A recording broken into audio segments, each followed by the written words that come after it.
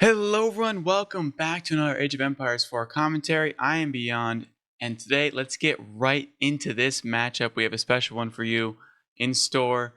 Today we have Beasty as the English in the yellow, and hopefully, fingers crossed, he's playing the new Abbey of Kings build.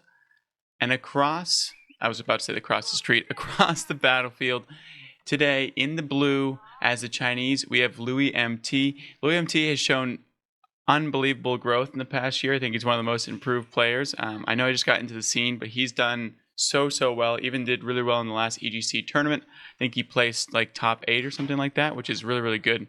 So super happy for him. I believe he streams on a different website. I'll try to find some of his socials to link in the description. And as always, I will, of course, link Beasty's links in the description below as well. I'm sure I don't need any introduction as well for this man, but I will leave his Twitch link in the description so you can go check him out when he's live. That being said, how you guys feeling about Season 5? How's everything kind of going? What are you feeling? What's good? What's bad? I'm not really sure exactly the current meta. I do think that Mongols are super strong right now. I think there's a few new Abbasid builds of going fast castle, which are super interesting. We're seeing, obviously, the new English king, which hopefully we will see today. If we do, that'll be exciting. Now, the Chinese did get some nerfs, some buffs as well. The Nest of Bees upgrade, I'll pop it up on the screen as well. It got a little bit more expensive, doesn't reduce the cost of Nest of Bees, which I think is nice. Shuganu also got, I think, a nerf, but we'll see. I mean, it is a little bit harder for Chinese to get food on certain maps, so it might be a slight nerf. As you can see, only one deer and one berry patch within safe mining range. So Shuganu being more food actually will be pretty impactful. And obviously the barbican can no longer be placed within, I believe, this range of a town center. So you can stack it here, but it's not going to be able to just completely dismantle a whole base any longer, which I'm sure a lot of you lower league players, including myself, when I say that, it's always me, are going to be very much so happy of that change. And then across the street, we do see, I said across the street, god damn it. We do see BC going for Abbey of Kings, which is super exciting. The king is now reduced from 150 a piece from gold and food to now 100, and it also heals itself. So this is actually super impactful, especially in matchups that you want to go knights into. It's definitely going to be one of those critical things that I think can actually change how English plays into a lot of these matchups. So I'm actually super excited. I will say the poll did come back. You guys want me to play English for Season 5, at least in the meantime. John and I have a little bit of something different cooked up for the Journey to Diamond series this season. We're not just going to do this standard builds. We have a little bit something new that will be coming in next week. And I'm also going to be streaming, I think if you're watching this video today on Wednesday, tonight, at 6 EST Eastern, I'm going to be streaming the Silver League Round of 8s on my Twitch, so go follow there if you want to see me cast live. It should be a pretty fun stream. I'm super excited for it. And also, if you made it this far into the video and you're ready to see some quality gameplay from this Abbey of no longer memes, please do subscribe and like the video. I really appreciate that. Helps me out a ton. And also, look, I mean, for all the people that are regulars here, look, I remembered to keep the build order, the amount of villagers on each one, so you guys could see the exact build order that each of these players go. So just a little quality control there. We also have it looks like a stone out, some stone being collected by Beasty. So I think we're going to see 2 TCs out of him with the back end and protection of the king, which I actually do kind of like. It does make it a little bit safer. And also, as I mentioned, I think I mentioned this yesterday as I was casting some Silver League, I think this could be a very good landmark for defense for English, because it does have the aura around it that also heals all friendly units, just not villagers, which would be kind of wild. But it gives you a little bit of attacking prowess with the king. You can make you can make a stable as well if you want to bring a little brigade of horsemen with you. But it also provides a very good holding point if you place it near your TC like this, because you can have your archers, spearmen fight amongst this. So they'll be getting healed and they'll be under the fire of the English TC, which, as we know, is an absolute machine gun. So I think this is definitely going to be, it's going to be good for one, showing some early aggression if you want to, but also two, unfortunately for some of you that don't like the English, it's also going to be, I think, a decent way as well to really turtle. If you're so inclined, I think it's going to be a very good way to protect a lot of those squishier units, especially like the longbowmen. They can be sitting under here, getting healed, getting suppressive fire by the TC, and then as long as you have some sort of front line, you'll be able to defend a lot more things. So interesting to see how that pans out. It might be totally a false assumption, but just something that I'm thinking about. It looks like we're going to see a forward town center, so not too much turtling done by Beasty over here. As you can see, Louis MT is trying to scour the deer as far as humanly possible, which is always super frustrating to deal with. But it looks like Beasty's able to micro and get them close enough, and he'll probably, since he has enough deer at this point that are pretty close, he'll probably just come and use his scout to kind of push this one back in. So, causing a little bit of annoyance, as you can see, pushing this even farther away. We have a Barbican over here, which I do like the placement of. Protects us berries, which I think are going to be super important, especially if you want to go Shuganu into this matchup. As we mentioned, that Shuganu are a little bit more pricey for food these days. Oops, sorry about that. We just sent you a little bit. We sent you a little bit soaring. And here we go. We have some, and now crucially the king also heals himself now. That's a huge thing to point out. So it's going to be a lot more effective at these raids. Before, it was pretty much useless because, I mean, if you dove in, took any damage, you're going to be out 300 resources, like, very, very quickly. But now, it can kind of get in, do some damage. I think Beast is going to get a villager kill out as well. Does get a villager kill, gets out. So this king is paying for itself and then some. The Barbican sending seeds left and right. And it looks like the king's also going to get a scout. No, the scout v scout combat takes him down. So yeah, this is, as you can see, also it's going to be really great for English as well, because how many times does your scout get injured? Because it's just moving into the front line. And now it can get that little top up that it really needs, as you can see, the aura going up and up, and so is the king as well. So going to be able to do a lot more damage than you'd normally do. And on the back end of this, so BC now has a villager kill and a second TC. Yes, he's going to be playing into the Song Dynasty, which, as you know, the villagers go a bit crazy at 15 seconds per villager. But as you can see, BC is going to be able to do a lot of harassment with even just with the knight out on the field. So it's gonna, I think it's gonna also make it a little bit more interesting for English builds as well, because it's not just gonna be them being able to just defend against the longbowmen, as in just make horsemen. They're gonna have to actually go and scout, which is gonna be kind of nice in the lower levels, I would also say, because not a lot of them scout, but they all make horsemen because they know you're gonna go bow and arrow. But if you show up with a few horsemen of your own plus a healing king, it's gonna be a different story. Yeah, and if you guys have made it this far in the video, as we kind of wait to see what's the next move, as we see a second TC dropped from Louis MT, let me know if you guys what you guys think about that, the new thumbnails as well. I'm trying to keep the flags in there, but I'm trying to make it more just about like a clickable thumbnail for everyone, and not just people that know what my thumbnails kind of look like with the pros on them. If you don't like the change, let me know. But I'm just trying to make it a more broad and clickable. So as we can see, I was correct. I didn't watch this replay before. We're going to see some horsemen as well, and the longbowmen coming out. I will say, as an English player, when I make the Abbey of Kings for the first time, it's going to be a little bit weird to not have a spammable archery mass that just instantly almost just feeds into it. But as you can see, these horsemen are going to be a lot more effective now because they can actually heal up. So they're going to be able to run by Barbicans, which before they really couldn't. And things like of that nature. So it's going to be super interesting. It's going to be super important for wall-offs as well in this matchup. As you can see, Beasty has begun the transition into building a few of these offensive units. We have range attack level 1 going up. We have a tower going up at the front of the base to get that, to spread that network of castles all over the place.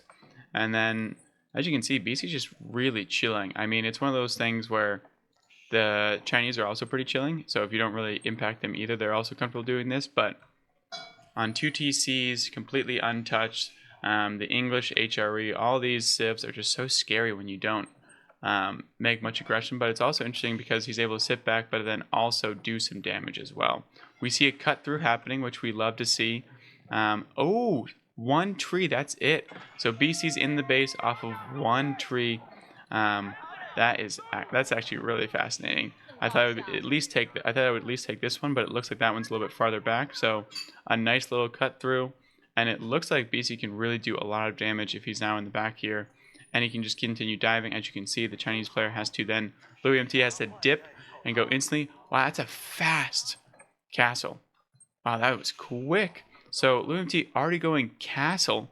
That's incredibly fast. So just showing that he's in for the late game 100%. Beasty's waiting, as you can see, waiting for this iron undermesh to go in to get that +1 range defense so that these towers don't do nearly as much damage to the army. And just causing a little bit of idle time, which is always nice. But it does look like there's plenty of food over here for the time being. And they also look like Lunatia looks like he has a great spot to do a nice farm transition back here. That being said, Beasty now has 6 horsemen and almost 10 archers out on the map. He has a forward tower and a king as well, so going to be able to do some damage soon. We do see the palace guards already coming out. That is, I do like this response. They are almost as quick as these horsemen, so they're going to be able to defend type of net really well as they run around, and they're also going to be able to counter push on the other side. It looks like Lou is able to throw a little palisade wall, a cheeky one right there, and it doesn't look like BC's able to actually hit the one that's so low health, but now he's going to be just pushing through here. We have another raid coming in, as you can see. These villagers are just hanging out in here. Nice and easy.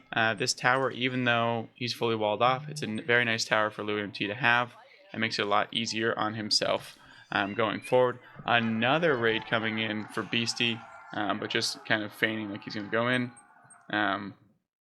This is going to be super, super easy to defend for Louis MT's perspective. But now this front end one is going to be much harder because you're going to have to move this wood line.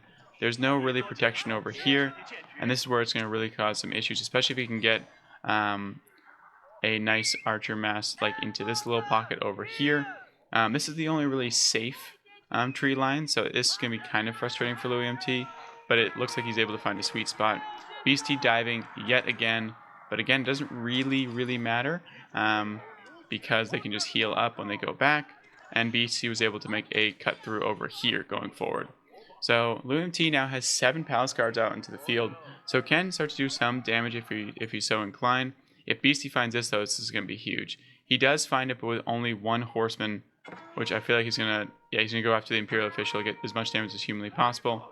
And this is huge. These horsemen are coming over here. They're gonna get at least 1 villager for sure. Oh, we have the archers as well. They're gonna have to leave. They're going to have to get out of here because this is going to be really bad. Beasty's trying to block them off.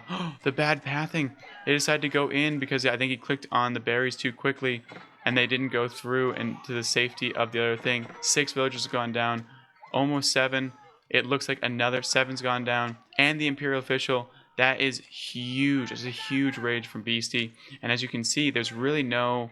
Louis had to get creative and go out for this forward deer pack because there's just not enough food to sustain even the palace guards at the current moment. So really starving for those. And as you can see though, these archers don't do too much into these palace guards, but if they're one at a time, BC can start to get a critical mass of archers going forward. It looks like Louis MT has decided that I don't want to deal with this defense anymore. I'm going to get range attack level 2, and that means these palace guards will essentially have nothing done to them when they kind of dive these town centers. And we can see a farm transition going down for Beasty. Beasty able to pick up another kill over here and has gone Castle Age. We can see that he selected to go the King's Palace over here to get even more villagers to keep up with that Song Dynasty. And it looks like the Palace Guards are going to be look out for blood on their own. But that's going to be a fortified King's Palace. And these villagers, I think, are going to be able to get out pretty easily. These horsemen providing a nice little front line for them to run away. And then on top of that, these archers are able to kind of sit behind and do a lot of damage. And that being said, as I mentioned, this Abbey of Kings is also healing on the back end side. It looks like BC's also engaged a few palace guards up in the front hand side as well, but again has a healing capability in the front side as well, so they don't even need to worry about campfires because they can just keep healing, so they can take these trades all day long. does not want to lose that king if he can't. I don't think that was a scout or something like that. And it looks like we have more raids going in over here, but they're going to be kind of safe because now there's a mass of archers. And even with these palace guards and their increased armor, it's not going to be nearly enough. We have one nest of bees coming out on the map, but it looks like Beasty is going Castle Age archers at this point. And when those start to pop out, especially they get the +2 range attack, that'll be super beneficial. But as you can see, these palace guards are super tanky, so finally able to push back this force going forward. But I think Beasty is going to be pretty happy with 3 TCs in Castle Age as the English, and has done this much damage to the Chinese. Because if you're even with Song Dynasty, you're in a really good position. And it's one of those things where we don't know. Oh, that's a new knight. So it's now the king has a little bit of action. And as you guys know, the zoom is broken, so I cannot zoom at the current moment. So once I have that ability, I will definitely begin zooming again. But for now, I cannot. That nest of bees is kind of out in the open, though. If Beasty's able to see that and get on top of that with these horsemen, which I think he's going to be able to see it right now. There he goes. He's going to instantly see it and pull the trigger. These villagers are going to try to get the surround on it as well to make it so that they can't go down. But I don't think it's going to be nearly enough. The nest of bees is being targeted down. They're on top of it, but look at how fast those villagers, and a huge hit by LuMT, and look at how quickly these Chinese villagers can repair. That is absolutely insane. This knight might be the end of it, though, but we're seeing another villager go down. The knight is now in on them. Another villager has gone down, but a huge hit. And as you can see, BC is now just starting to focus down these villagers. And even though this army trade is happening, another additional 8 villagers have gone down, which is so beneficial. The nest of bees is able to survive, so that's huge for LuMT to not have to lose that. But I'm not sure if it was worth 8 villagers. I think in hindsight is always 2020, but now you're down by 14 villagers, and BC is able to mass up a really nice Castle Age army on the back end side. Also able to find this other food source over here that LuMT was about to go to. So it looks like LuMT is going to have to transition to a farm transition, but he has no food. He has no wood to actually pull that off. So where is he going to go? He's going to go to wood to get enough wood to start producing a farm transition. So I wouldn't be surprised if we see like kind of a lull in the action for LuMT in terms of producing. He's producing 2 palace guards at a time, but that probably won't be nearly enough to hold off this massive ball that English is starting to produce in the back end side. Tons of crossbowmen are coming in. We also have we're gonna have 9 knights out in the field. The econ upgrades are coming in as well for BC, and this lengthwise wall to fully wall off his side of the base. That being said, these are some strong palace guards moving in and doing some damage, but we do see the knight raids are in, and we're getting even more villagers. And they were not able to get into that village safe and sound, but it looks like these knights are starting to do a lot of damage, and these palace guards are looking for a way to even out the harass that has been done to Louis on the other side. And they're just kind of sitting waiting, just for the intimidation factor, which we love. We're going to go back when they finally go in. I'm waiting to see that red circle to light up, which means that something is being attacked. Looks like Beasty has finally killed off this one over here. And here they go. They're going in. That's a lot of knights into crossbowmen. And these palace guards are going to be absolutely melted, because they're not going to be able to kill these knights off in time. That it looks like 7 crossbowmen are in the mix over here. We do see a springhole coming out as well for LuMT, but it looks like these crossbowmen are going to be able to clean out these palace guards, but look at how fast they are.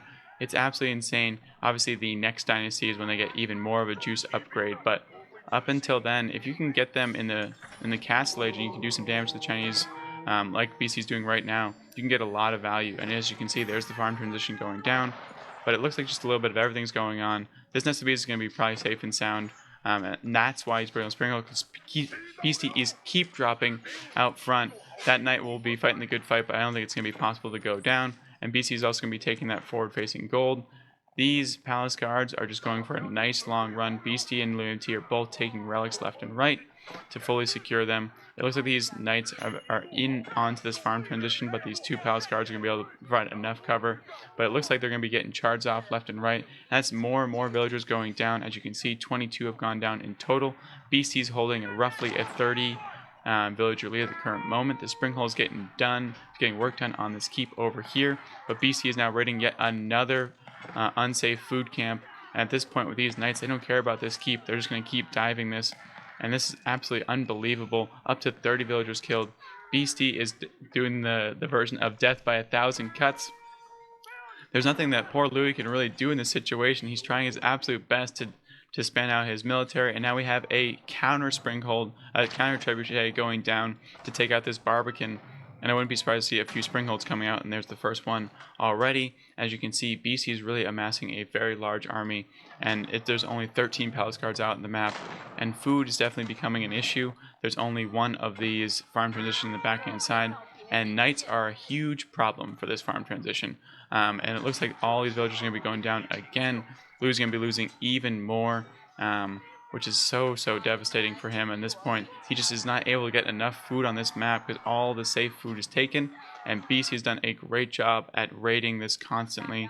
He has this boar over here, which is nice, but it's also very susceptible to an army that's moving in, which is over here. The spread out formation coming in for Beasty, and it looks like it's just to put into place the Springhold to take some pot shots at this siege over here. Once these two siege goes down, I think that's going to be all she wrote for Louis, and there they go. They're diving in on it, and that's a very expensive piece of equipment going forward. As you can see, Beasty's now diving in even further, doesn't even care about the Barbican, and just wants to go after this nest of bees. Is going to get a nice surround. Unfortunately, the nest of bees goes after the knights instead of this juicy crossbowman mass over here. And now they're at the point where they're actually one-shotting Palace Guard, which is how satisfying is that? It's like a nice beat in a club, like just boom, boom. Just a constant rhythm of one-shotting these Palace Guards, which honestly, Louis cannot afford to lose this many. And just catching strays as well, these villagers have now gone down. Almost 40 villagers have been killed, and another raid, it looks like, is going down. The Springholds are actually attacking the villagers as well, because Louis just has no safe resources really anymore. And at this point, and now BC is in on the farm transition yet again with more and more knights. It looks like there's been a hole over here by the Barbican for quite some time. So Louis is just not able to actually suffice. And there's a GG. Louis, you stayed in way longer than I could have. Such a great game played by both players. And if you did enjoy this commentary, please do subscribe and leave a like. And as I mentioned, come check out my Twitch later to see some more Silver League action. Thank you guys so much and have a great night.